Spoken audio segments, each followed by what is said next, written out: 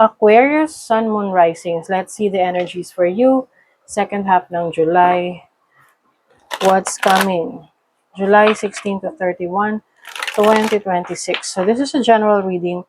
Pwede kayong makarelate, pwedeng hindi. Just take what resonates. Another reminder, I will not message you or follow you para mag-offer ng services. So mag-ingat kayo sa mga fake accounts and scammers.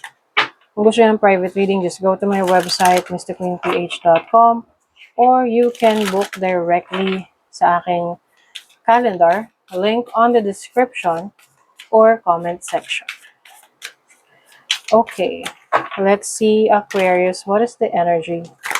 Second half ng July, July 16 to 31. Oh, make a wish. Oh, pag nakakita kayo ng 11-11, yan, make a wish. Ano ba yung wish ninyo? Ano gusto niyo ma-achieve? Ayan. So, pwedeng merong manifestation ninyo na mangyayari. Ma-achieve ninyo. You also have symbiosis.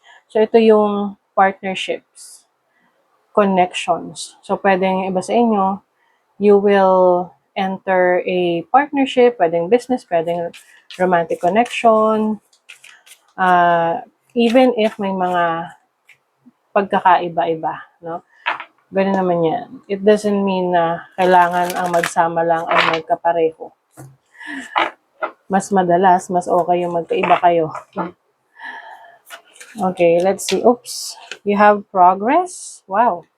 So, I think, no, ngayong second half ng July, may makikita ka ng pagbabago, improvement, no, sa mga bagay na nasimulan mo ng mga nakaraan.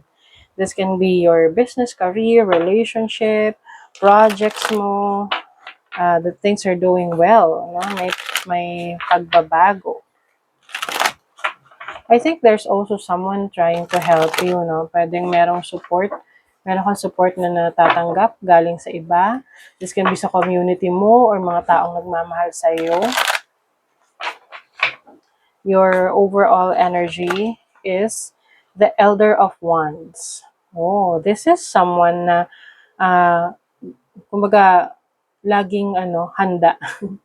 Oo. Someone na always on the go. Maaring magiging active ka ngayong second half ng July. You will do a lot of things like moving to different places. Very productive energy. Now, your challenges, the Ten of Swords. You may experience some body pain. Pwedeng kayo ay magpapa-massage. Or may mga stressful situation. Of course, hindi naman natin may iwasan yan.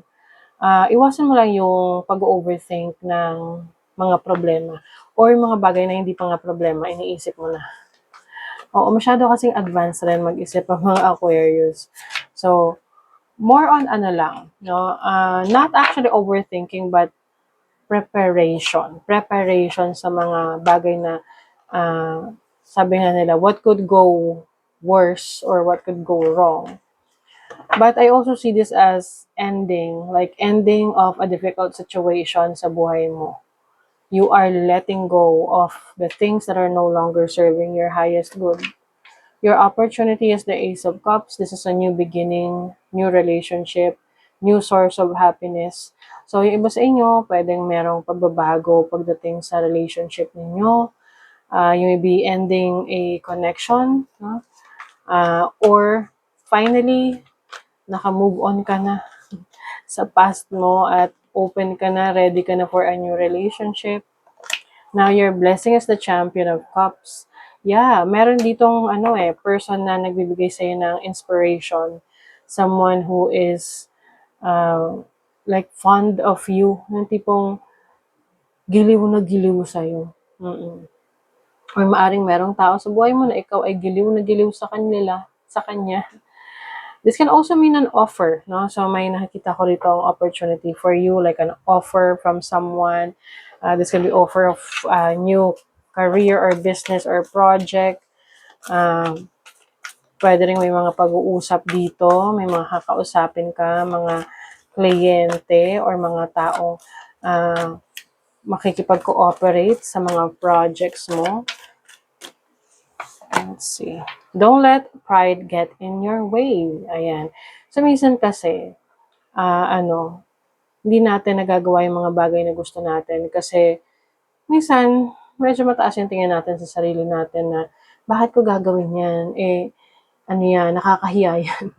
Yung mga gano'n, na nakakahiya in a way na just because you think na yung na i-judge ka ng ibang tao. 'Di ba? Kaya nga yung iba, they don't want to be seen kasi baka i-judge sila ng ibang tao. Little did you know na yun pala yung magpapaunlad sa buhay mo, nababago sa buhay mo, yung pagiging walang hiya.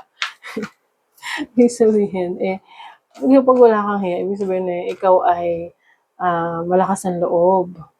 May tiwala ka sa sarili mo. A fiery climax approaches. Full moon in Aries. I think some of you pwede ritong may yung bang breaking point, no? You may experience some breaking point, like for example, sa relationship, na alam mong tinitiis mo na lang yung connection na to, pero nagsistay ka pa rin.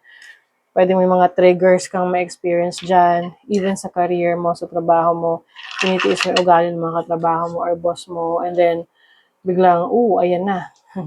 Ikaw ay matitrigger and you will just, walk away and release that energy or release that situation na nagbibigay lang sa'yo ng stress.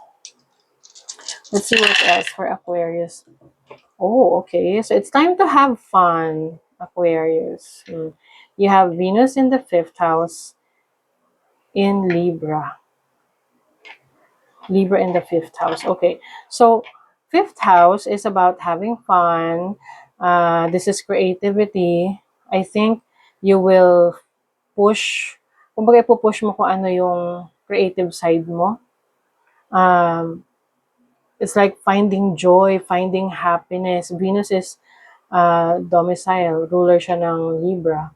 And the 5th house is about having fun, enjoyment. So, some of you, no, kung sa relationship, meron kayong ni-let go, merong new person coming in na kung saan mas itatrato ka ng maayos.